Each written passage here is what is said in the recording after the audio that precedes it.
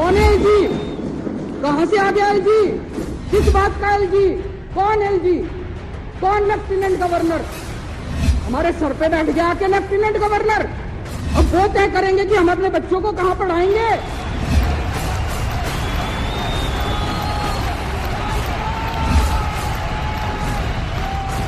अगर आपका पति कहे मोदी तो बोलना शाम का खाना नहीं मिलेगा। पत्नी की बात तो माननी पड़ेगी हर पति को।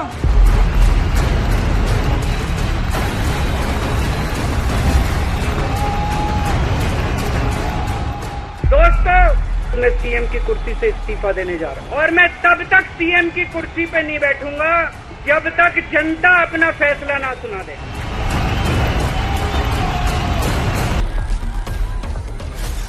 कोई भी विधायक, कोई भी मंत्री बड़ा बंगला नहीं लेगा, अपने लिए सिक्योरिटी नहीं लेगा। सरकार में पैसे की कमी नहीं है, पैसा बहुत है जी, नीयत की कमी है। इनको राजनीति करनी नहीं आती, इन्होंने दलाली करी अपनी जिंदगी में, इनको राजनीति करना हम लोग सिखाएंगे।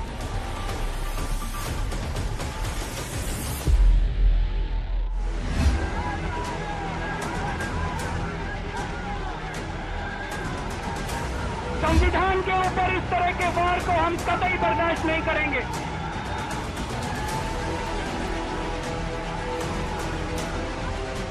बारह साल पुरानी पार्टी की कन्वीनर को राजनीति का पैमाना बदलना था। आज ये टोपी जो मैंने सर पे पहनी है, अब जिंदगी भर ये टोपी पहन के रखूंगा और सबको टोपी पहनाने का काम करूंगा। जो मिलेगा उसको मैं टोपी पहनाऊंगा।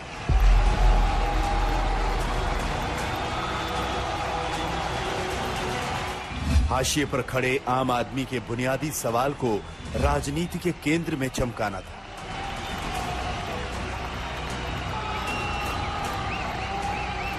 हम ऐलान करते हैं कि आज से हम लोग चुनावी राजनीति में कूद रहे हैं।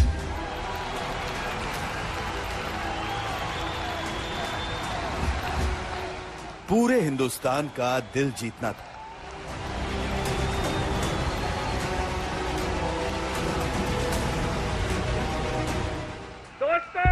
मैं सीएम की कुर्सी से इस्तीफा देने जा रहा हूं और मैं तब तक सीएम की कुर्सी पे नहीं बैठूंगा जब तक जनता अपना फैसला ना सुना दे।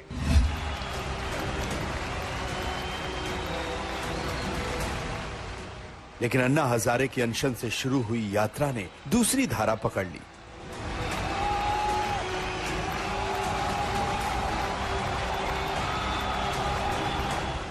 हम ऐलान करते हैं कि आज से हम लोग चुनावी राजनीति में कूद रहे हैं।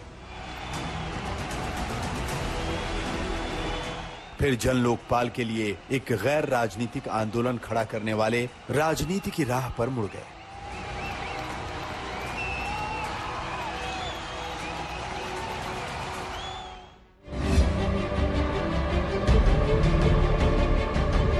बारह साल में दिल्ली बदली, दिल्ली की राजनीति बदली। नमस्कार, मेरा नाम अरविंद केजरीवाल है। लेकिन केजरीवाल का राज रहा।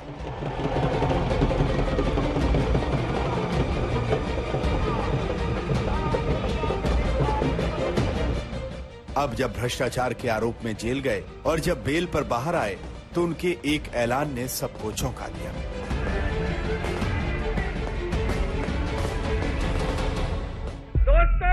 मैं सीएम की कुर्सी से इस्तीफा देने जा रहा हूं और मैं तब तक सीएम की कुर्सी पे नहीं बैठूंगा जब तक जनता अपना फैसला ना सुना दे। इस्तीफे से सवाल उठने लगे। क्या अरविंद केजरीवाल का इस्तीफा किसी गेम प्लान का हिस्सा है? क्या छवि सुधारने के लिए केजरीवाल ने सीएम पद से इस्तीफा दिया? क्या हरियाणा चुनाव में सहानुभूति हासिल करने के लिए इस्तीफा दिया गया? 13 सितंबर को जमानत पर तिहाड़ जेल से बाहर आए। 15 सितंबर को ऐलान कर दिया कि 48 घंटे के अंदर मुख्यमंत्री की कुर्सी छोड़ देंगे। भारत माता की इनकलाब, वंदे वंदे। दोस्तों, मैं सीएम की कुर्सी से इस्तीफा देने जा रहा हूं और मैं तब तक सीएम की कुर्सी पे नहीं बैठूंगा जब तक जनता अपना फैसला ना सुना दे। इस्तीफा केजरीवाल की मजबूरी है या फिर मास्टर स्ट्रोक? सबसे बड़ा सवाल यही है, क्योंकि गिरफ्तारी के बावजूद केजरीवाल ने इस्तीफा नहीं दिया, जेल में रहे, जेल से सरकार चलाते रहे, लेकिन जेल से जमानत पर बाहर आते ही सीएम की कुर्सी छोड़ने का ऐलान कर दिया। अरविंद केजरीवाल के इसी ऐलान ने सबको चौंका दिया।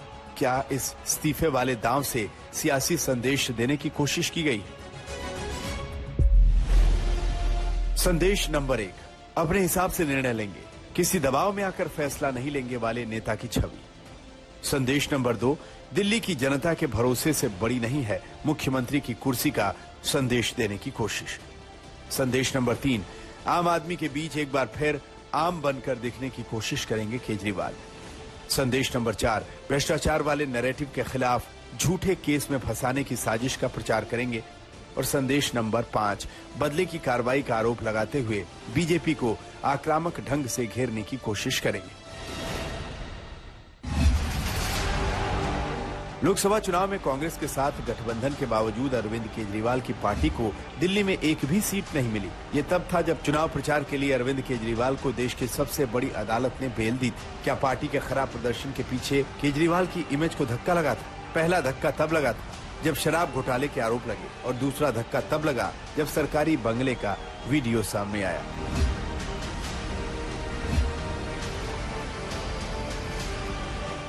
वो महाराज है जो न जाने कहां से आवाज निकालते थे और कहते थे, मैं कुछ नहीं लूंगा, मैं घर नहीं लूंगा, मैं बंगला नहीं लूंगा, मैं गाड़ी नहीं लूंगा, मैं लाल बत्ती कार नहीं लूंगा, मैं सरकारी गाड़ी नहीं लूंगा, मैं सिक्योरिटी नहीं लूंगा।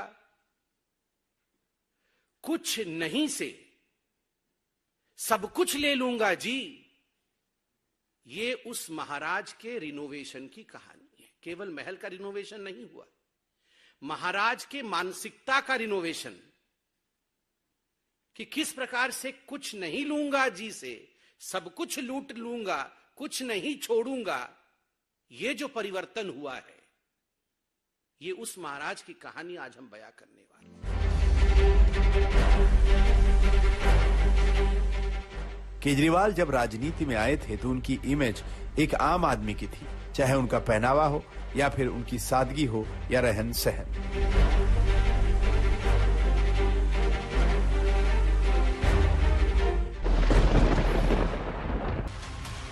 केजरीवाल को पता है कि राजनीति में परसेप्शन से बड़ा कुछ नहीं, लिहाजा अब अपनी छवि को लेकर बने नैरेटिव को तोड़ने की कोशिश करेंगे। वहीं दूसरी तरफ केजरीवाल को उम्मीद है कि इस्तीफा देने के बाद जब जनता के बीच जाएंगे तो शायद इमेज बदलेगी।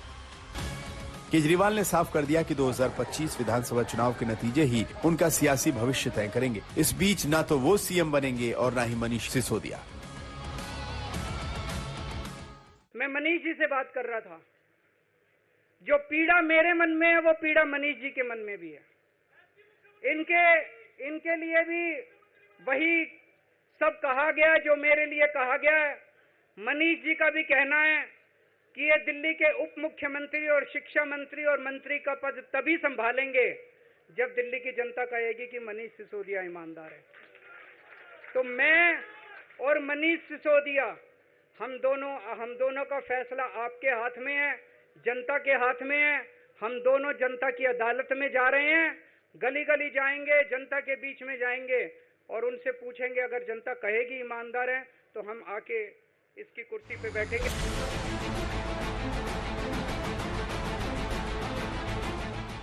केजरीवाल 12 साल पहले राजनीति के नायक थे, आम आदमी के हीरो थे, बदली हुई राजनीति का आईना थे, आम आदमी की ताकत के सबूत थे। लेकिन भ्रष्टाचार के आरोप ने केजरीवाल की छवि को दागदार कर दिया। वो जानते हैं कि दिल्ली के बगैर कुछ नहीं मुमकिन है।